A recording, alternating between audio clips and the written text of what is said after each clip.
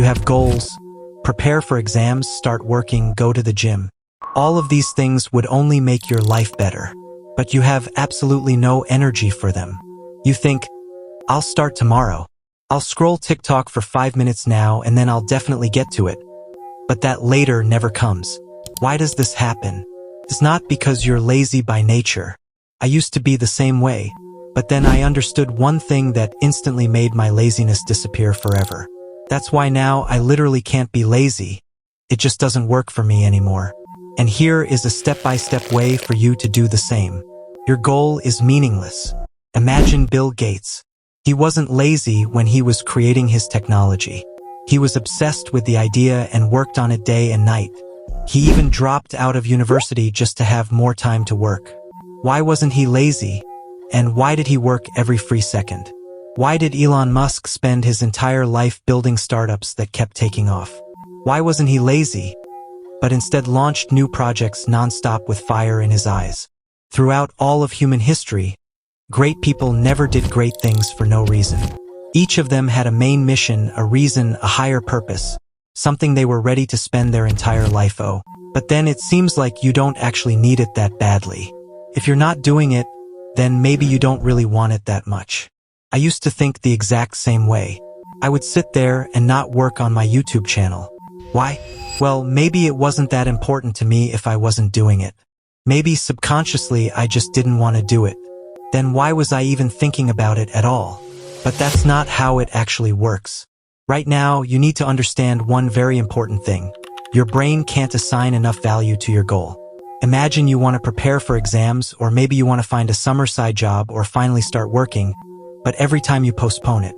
The problem is that your brain doesn't see enough value in completing that action. Let's say you're passionate about something, for example, video editing, and you want to start making money from it. But your brain doesn't see a strong enough reason to do it. It understands that you'll need to invest a lot of effort, learn an editing program, figure out how it works, build experience, create multiple examples for a portfolio, then look for clients and think about how to sell your editing services. And on top of that, there's no guarantee it will even work out. The path is too difficult. Your brain realizes that this will take a long time, that for a while you'll be working without results, and that in the end you might not get anything at all. Think about it. If you make the value of an activity greater than the pain, your brain simply won't find it beneficial not to do it, and laziness will disappear.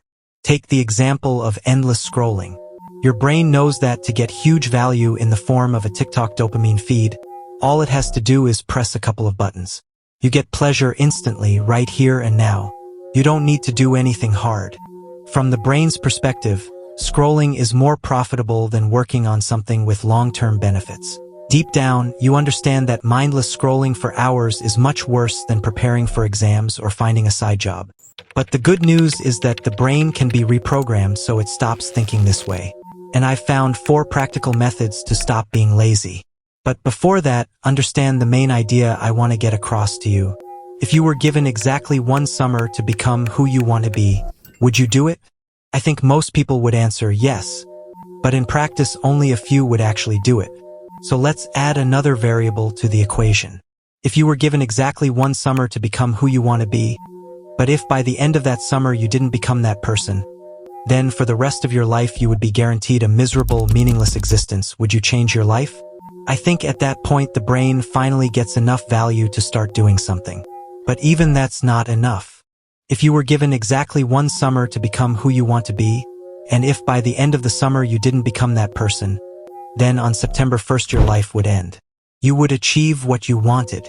Under that condition, 95% of people would not only reach their goals, they would exceed them. And this mental experiment works every time. Try borrowing a large amount of money from someone, fully understanding that if you don't pay it back, that person will come to you, not alone and with a soldering iron. I guarantee you, you will find 100 ways to earn that money, fully aware of what will happen if you don't return it. By the same logic, poor children often become many times richer than children from wealthy families. Yes, rich parents help their children, and they become even richer. But who had the bigger growth factor? The child from the slums who became a millionaire, or the rich child who doubled their wealth? The kid from the slums understands. If he just sits still, he'll stay in those slums and never see real life. But an average person can afford to be lazy. Many people sit comfortably in their comfort zone, and this is the biggest reason why you're lazy. Overall, the apartment is fine. I'm not starving. I sleep 7 or 8 hours. The job isn't bad either. And when I get home, I can scroll TikTok. From the brain's perspective, this looks like a perfect life. If you want to change something but you're sitting in your comfort zone and being lazy, then essentially it means you're already doing fine. Nothing major has happened in your life that would force you to stop being lazy. Now that the theory is clear, you need to know 4 practical methods to get rid of laziness forever. After using these methods, I physically can't be lazy. And yes, this isn't clickbait. I genuinely cannot be lazy anymore. Method 1, the task is too big. As I already mentioned with the video editing example, the brain sees it as a path that's too long. Scrolling TikTok feels much easier. That's why you should never set huge, unrealistic short-term goals. For example, if you want to start preparing for exams, don't mentally motivate yourself with something like, "I'll solve 100 problems of the same type." This happened to me many times. I'd be walking home and thinking, "When I get home, I'll solve 100 problems." In moments like that, motivation spikes and you genuinely believe you'll do it. But in the end, you get home and do nothing. So instead of big tasks, you need to set small ones, and most importantly, don't force yourself. Instead of wanting to solve 100 problems, tell yourself, "I'll sit down and solve just 3 problems, and if I don't like it, I'll stop completely." I guarantee you'll get into the flow and won't be able to stop. The most important thing is simply to start. If we measure pain for the brain, the very first step forward is about 60% of the pain. The remaining 40% comes from the next 100 steps. But the most important thing is not to rely on motivation alone. Take the same example with 100 problems. As soon as it comes down to actually doing the work, your motivation will disappear incredibly fast. Just as fast as it appeared. That's why you need to approach tasks with discipline, but not with the usual kind of discipline. You need to set aside, for example, exactly 1 hour to work on a task. But you don't have to actually do the task during that hour. You can procrastinate, but if you do, you're not allowed to do anything else. Let's say you need to start looking for a side job. If you feel lazy, you just sit down on a chair and stare at the wall. You don't touch your phone, you don't distract yourself with anything. It might sound crazy, but it really works. You just sit there, staring at the wall without your phone and without emotions. Personally, I lasted about 15 minutes before thinking, "All right, I'm bored. I'll go do the task." But it's also important to build discipline itself. Do the same tasks at the same time every day. Never plan anything else during that time. Then, during that hour, you'll have no other option except to complete the task. The third, and probably the most important method, is to lose interest in meaningless activities. In the past, I spent a lot of time watching YouTube, scrolling TikTok, or reading Telegram channels. But over time, the interest just faded. TikTok genuinely became boring to me. Felt like I had already seen everything. Then I started thinking, what else can I do? I can't just sit around doing nothing. And that's when I realized, I either scroll TikTok or I work on videos. I left myself with no choice except making YouTube content. Of course, many people have other interests, going for walks or doing something outside. But when I'm at home, there's nothing more interesting to me than YouTube. And you need to do the same. Make your work genuinely interesting. More interesting than the TikTok feed.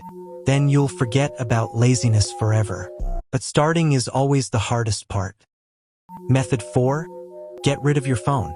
Another thing you absolutely need to remove if you want to stop being lazy is your phone. I don't mean throwing it away.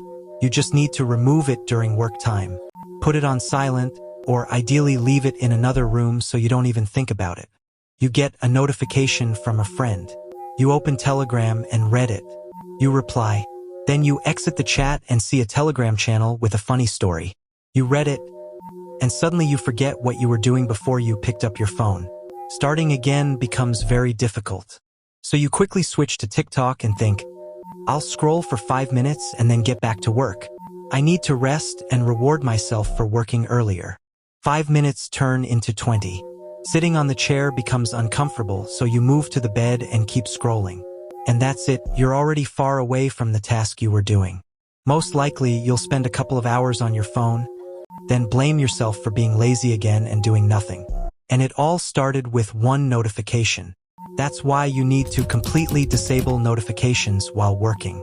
By the way, if this sounded like you, write it in the comments. So what do you need to do to get rid of laziness forever? Understand that you're not lazy. Your brain simply has easier and more rewarding activities than your difficult task. You're stuck in your comfort zone, and you need to leave it as soon as possible.